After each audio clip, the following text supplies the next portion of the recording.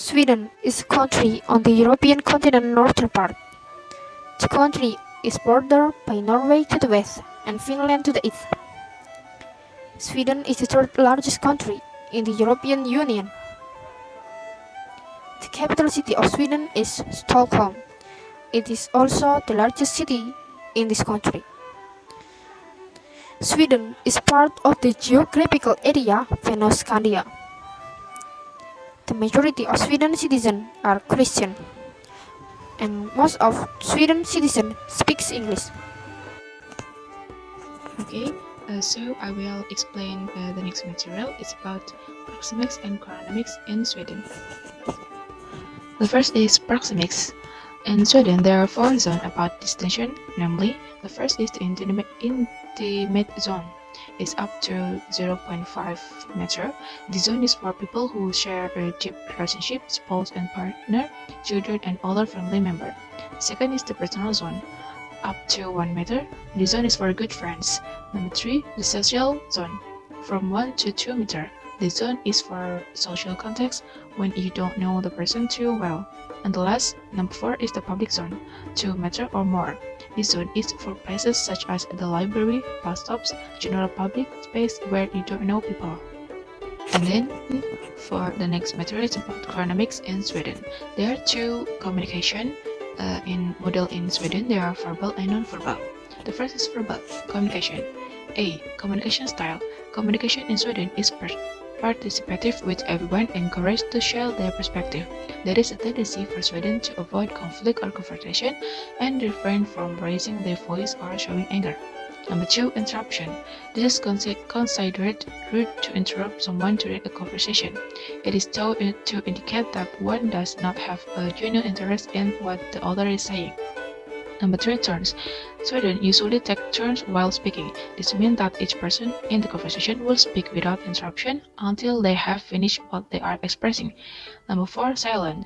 Moments of silence are rarely seen as ordinary in Sweden. In turn, Sweden tend to rush to fill periods of silence in conversation. However, if the silence is particularly long, it may be seen as a sign that people have little interest in speaking with one another. And then the last is direct communication. Sweden tend to communicate in a direct manner, speaking quite frankly in a straightforward manner. Conversation is functionally focused. They will often address conflict or confrontation directly yet diplomatically. Although they may speak in more pointed terms, Swedes generally seek to maintain a polite tone. And next is about non-verbal communication in Sweden. First point is personal space. Many Swedes value their personal space and do not appreciate it being invaded by others. For example, in an elevator, a Swedish person will tend to stand as far apart from another person as they can. Individual space is also maintained amongst family and friends. And then the next, physical context. Traditionally, Sweden seldom embrace in public or put their arm around another. However, this is changing and people are becoming more casual. The next, eye contact. Eye contact is an important element of conversation.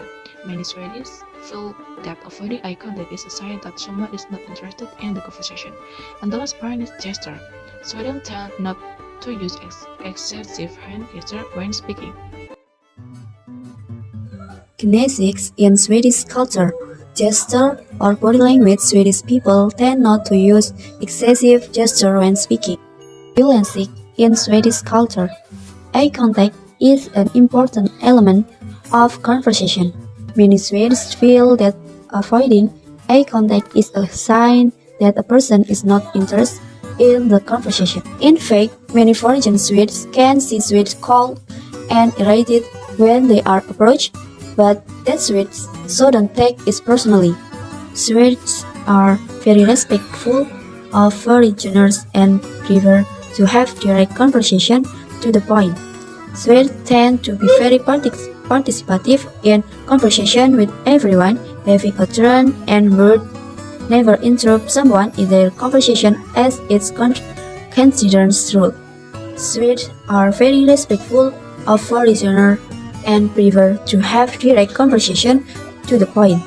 Swedes tend to be very participative in conversation with everyone, having a turn and would never interrupt someone in their conversation as it's considered rude. Swedes will also be very formal in their approach and with people they do not know, often using surnames such as Mr. and Mrs. Swedes also use very careful choice of words so as not to offend fellow Swedes.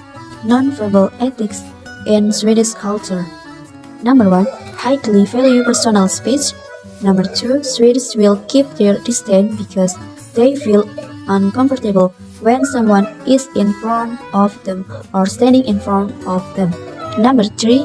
Swedes maintain a diagonal distance to avoid direct face-to-face contact and to avoid physical touch. Since Swedes don't like being touched, Swedes consider it an invasion of personal space. Number 4. When walking on the streets, avoid making eye contact with strangers. Number 5. Don't often smile at random Swedes because many Swedes think psychopaths and even killers. So, whatever you do, stay cool. Okay, I will continue the explanation before, but now I will explain a little about haptics and table manners of Swedes. About haptics, Swedes don't make much physical contact, and then Swedes don't shake hands if they have never met before with someone else.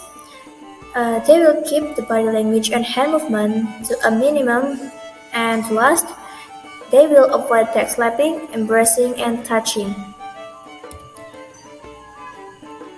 For the table manners, person places the utensils side by side on the plate once they have finished eating.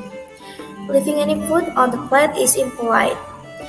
Guests usually wait for the host to offer second helpings. It is not impolite to decline, and guests may take more if they desire. And then each guest will personally thank to the host directly after the meal. And last, people look directly in the eye of someone when they are toasting one another.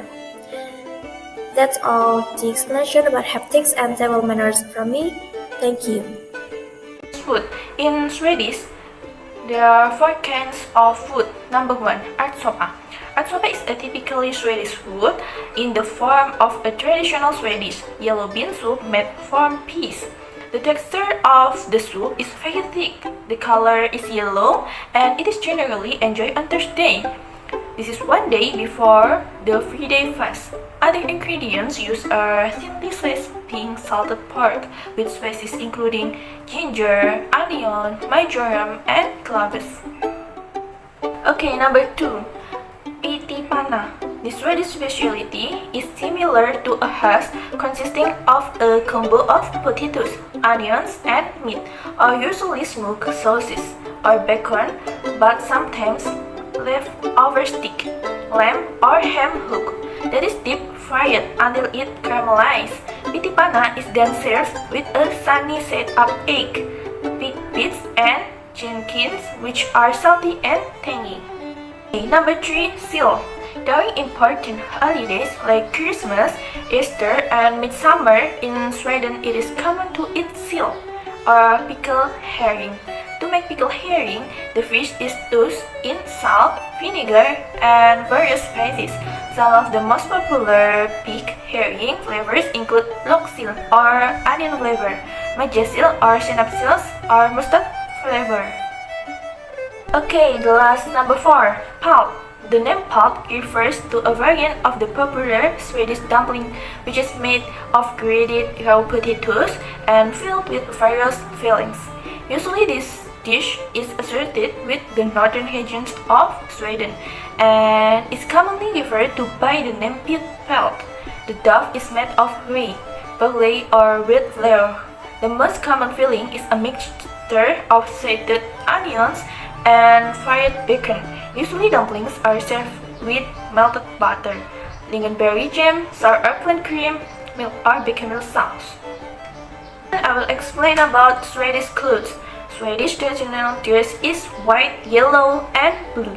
The last 2 colors, yellow and blue, are the colors of the Swedish flag. and then a traditional hat called the Sverigekriken, which is also part of the custom. Traditional clothing is sometimes used in Sweden, especially for midsummer celebration and some parties.